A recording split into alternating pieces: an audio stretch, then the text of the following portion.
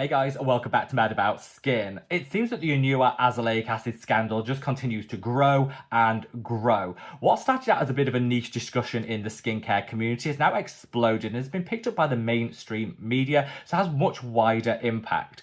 I was reading a report from one online retailer that suggested that sales of the Anua azelaic acid serum had actually fallen by 65% in the past 4 weeks. That is a huge drop. So clearly this is a much bigger situation than when I first covered it around 4 weeks ago. I'm going to dig that video out and I'll leave a link to it up there if you did want to check it out. But today I want to do a bit of an update because since that video, quite a lot has happened. I think it's always important that as consumers, we have the right information in order to be able to make the right decisions when it comes to the products that we purchase and we use on our own skin. And so I want to really close this off with a bit of an update, everything you need to know that's happened since, so that, like I say, you guys can make the right decision when it comes to the Anua azelaic acid or azelaic acid in general for your routine. Sit back, relax, so let's talk the Anua azelaic acid scandal. So in today's video, I'm going to share with you my hot take, my thoughts, feelings and opinions, but they are just that, they're mine. I want to hear yours too. Don't stay silent, reach down into the comments section below and let me know your honest thoughts on this issue. Let me know your experiences too with the Anua azelaic acid. Has this worked really well for you, or have you been disappointed with the results that you've seen? I know there's going to be so many different thoughts and opinions when it comes to the topics talked about today, and here on Mad About Skin we are one big family, so I feel that we can really share them amongst ourselves and get that wider perspective.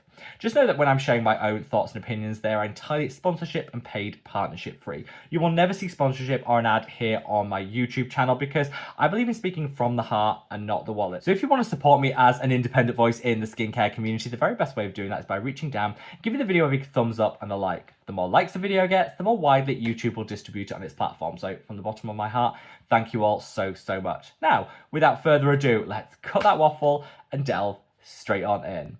So let's start out with a bit of a road travelled so far to catch you guys up. Now don't worry, if you're already caught up, I've left timestamps down in the description box below. You can use them to navigate your way to one section of the video over another. They're there for your convenience, so be my guest.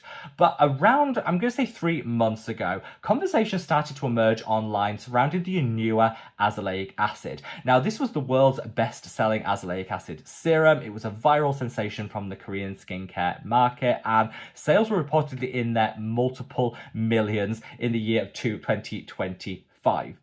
The reason that some of these conversations started to emerge around this azelaic acid is one particular cosmetic formulator called out the type of azelaic acid that was being used in this serum. This then got picked up by other cosmetic formulators who started to say, yeah, this might actually not be as an effective azelaic acid as the brand are claiming because of the form of azelaic acid that's being used. This conversation really took place in a very niche corner of the skincare internet, but then started to grow and actually reach wider. We've seen in the past month or so, lots of other content creators sharing their own experiences with the Anua azelaic acid, their own perspective on this, which again is something that I did a few weeks ago. But where I think it really reached peak, public consciousness is when people started to say, yeah, actually, I used to get great results with this product, but I'm no longer getting the same results today. This wasn't just a couple of isolated perspectives. This was hundreds of people on online forums, Reddit, and in comment section of videos here on YouTube saying, yeah, this isn't the same product that I was using a couple of years ago. I've been really disappointed with it. And that's when it started to grow and grow. Now, recently, Dr. Lee, who one of my favorite online content creator dermatologists, actually came to the defense of Anua and said, you know what, whilst not all is as it seemed with this product or the way that it was positioned, all might not be lost because in some instances this could actually be a more effective azelaic acid, and maybe to call it a scam like a lot of people were positioning it as might not be true. And they kind of came to the defense of Anua a little bit in that video, which again ran a counter narrative to this, and that really brings us up to today. So I want to share with you my updated thoughts, feelings and opinions. Let's start out with that Dr. Lee video itself because that has hundreds of thousands of views. So again, really helped this whole discussion explode into the public consciousness. What they said in their video is that whilst Anua use a salt form of azelaic acid in a much higher pH than traditional azelaic acid, that doesn't mean that it's completely worthless. And actually, in some studies, albeit them limited, has shown that a higher pH azelaic acid might actually penetrate and absorb into the skin more effectively, so could, in theory, be giving us better results. So it might not be a case that the Anua azelaic acid is a scam, as was being positioned, but it might actually be a slightly more effective azelaic acid. Now, not many people are taking this position, granted, so I do really appreciate Dr. D coming out with their video and giving like a counter narrative, a different perspective. And like I said, I've got the utmost respect for them as a dermatologist duo, and it's really nice to see that perspective. I can't say that that video swayed me, in my opinion, of this azelaic acid, because I think the issue runs deeper than just the formulation itself, whether it works or doesn't. It's the way things are marketed. It's some of the misleading narratives coming out of Anua that I think lend it to being called a scam rather than the actual product formulation itself. And that's what I'm going to come on to in a little bit. But I'm going to link that Dr. Lee video down in the description box below, and I would recommend people check it out because I think it's really good to see a difference of opinion and taking a wider perspective on issues so that ultimately we can take in all of these views and make the right decision for ourselves. So yeah, definitely check that out. But I think that video was what really exploded it. And on the back of that, lots of other people who like Anua as a brand have been coming to their defense saying, yes, they're amazing. Nobody else knows what they're talking about. Doctors say it's fine, and therefore it's an amazing product. And I think this almost attempt to shut down the conversation is something that's actually been driven to by Anua, who have come out, understandably, fighting and saying their product's fantastic, kind of ignore the noise, it's all good. And that attempt to shut down the conversation I don't think is particularly helpful. So let's talk a little bit more, and I want to share with you why, even after watching and fully appreciating Dr. Lee's video, I won't be using the Anua azelaic acid serum, and I won't actually be shopping with Anua at all because I think there's some deeper issues with the brand rather than just this azelaic acid serum. My main issue with Anua and the way that they've handled this is they've come out and they've said, we believe our product is fantastic, and there was a study to show that higher pH azelaic acid might actually enhance the penetration rate of the ingredient, might actually work better.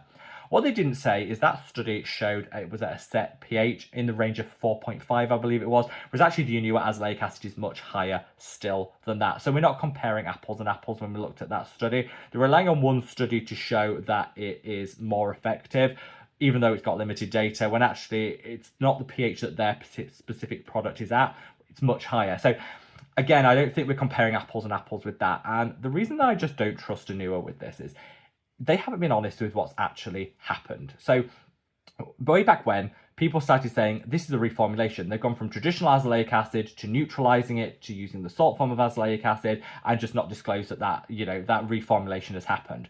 Other people have come out and said, actually, no, it's always been the salt form, neutralized form of azelaic acid. However, they just updated the Inky List, the ingredients, because they were found out they had to update it, and so they shifted their Inky List, which now reflects the exact form of azelaic acid.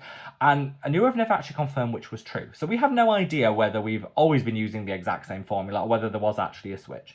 And this is that sort of lack of transparency that we kind of do see a lot in the Korean skincare market, and which I really don't like. If Anua genuinely believed their product was better than traditional forms of azelaic acid, they'd be telling us, right? They wouldn't be sitting behind and saying, Az is fine, don't worry about it. They'd actually have, from the start, been saying, you need to try this new form of azelaic acid because studies show it penetrates better, it has a nicer feeling on the skin, it's just a better product. If they did that from the start, I'd say, yeah, fair dues. They believe their product is the best. The fact that they hid that it was a neutralized salt form of azelaic acid right the way until a cosmetic formulator called them out on it shows they clearly didn't believe this is a superior product. Otherwise, they'd be singing the praise of it. Take, for example, Geek and Gorgeous, one of my favorite skincare brands. They use a derivative form of azelaic acid in their azelaic acid serum. Their APAD serum is a derivative form of azelaic acid. They don't hide that. They have it front and center, and they've been saying, you know what, when it comes to sensitive skin, this is a better form of azelaic acid. When it comes to minimizing sensitivity and prickling, this is a better form of azelaic acid. And they shared a study to show it might actually be a more effective form of azelaic acid when it comes to controlling acne and breakouts. Ever since it launched, they've been saying, we deliberately chose this form of azelaic acid because we think it's better. No hiding, no shadiness, upfront transparency. If Anua had done that, I'd probably say, yeah, you know what, fair dues. They clearly believe their product's better. The fact they hid it till they were called out, that's a problem. And that is why I would not be spending my hard-earned coin on Anua, because they clearly aren't a brand that value transparency and putting the consumer first. I also have a little bit of an issue with the way that they chose to market their product. So they've really been singing the praises of how gentle the product is, how you don't get prickling, how you don't, have any graininess to the product, singing the praises of the elegance of their application from the start. Never in that narrative did they feel to say, because we've used a different form of azelaic acid. That would make sense. If you're saying, we've come up with something that's phenomenal, you will love how this applies to the skin, it would make sense to say how you've been able to do that where no other brand has. That would just seem like logical if I was in marketing.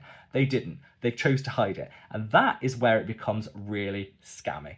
Now, do I think that using the Anua azelaic acid is completely worthless? It's going to deliver you nothing? No, I don't. I think it will deliver you some results. I think personally they'll be limited compared to traditional forms of azelaic acid. The data's just not there to show this neutralized salt form is as effective as traditional forms of azelaic acid that have been studied for decades.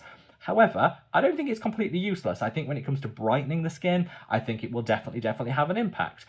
But Anua should have, instead of singing the praises of what their product can do, they should have also been saying how they've achieved that. That would just make sense. And it's this lack of transparency, it's the duplicitous way that they've gone about this that I think is problematic, not the actual formula itself. I hope that makes sense. I hope that makes sense. This, again, is just my hot take on this, but I think once you lose trust as the brand, it's really hard to win that back. And for me, at least, azelaic acid is such a core component in my skincare routine. I want to get it right, and I don't have faith in Anua as a brand being able to deliver the quality, and not just, again, do a little, reformulation, do something shady in the background in the future. I don't have that trust, and so for me, I personally wouldn't be buying them. Would, if you love, and I think it's worth pointing out at this point, and this is maybe a conversation that has been lost in some of this narrative, if you are currently using the Anua azelaic acid and you're getting great results with it, keep on using it. My motto here on Mad About Skin is use what works for you. However, I would always say when it comes to purchasing from brands, I want to have trust. I want to have a belief in the brand, in the products, and a trust that what I'm putting on my skin is going to deliver me results. I think this whole episode has just exposed Anua to be the, slightly shady, backroom style brand that I just don't want in my life, or certainly don't want in my skincare routine. I also think this speaks volumes to the wider Korean skincare industry. Now, are all Korean skincare brands like this? They're not. There are some really great ones that are really transparent and open. I'm looking at the likes of Beauty of Joseon, who I absolutely adore. They're doing things right. But there does always seem to be a bit of an undercurrent of lack of reformulation, lack of transparency. Always seems to be an issue going on within the Korean skincare market. And I think that really does damage people's confidence in a wider, whole country's worth of products and brands, which I think, again, is to the detriment of great brands like Beauty of Joseon, and Anua have led a lot of this. That's my take. That's my hot take. I think when it comes to that Doctorly video and the Doctorly duo sharing their perspective, I really appreciate that. Whilst I didn't agree with it in terms of the brand ethics and the way that Anua have handled this whole situation, I definitely think it's a really good update and a different perspective that maybe we weren't getting.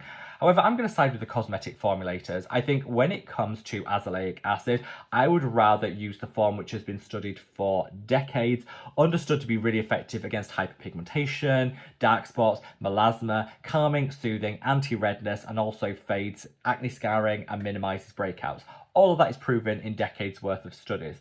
The neutralized salt version of azelaic acid may well absorb better. I would like to see more studies into that, but it may well absorb and penetrate better. But once it's absorbed and penetrated, is it actually being as effective as traditional azelaic acid? And that's where I'm going to side with the cosmetic formulators, the cosmetic chemists, which have their doubts about the efficacy of this newer form of azelaic acid.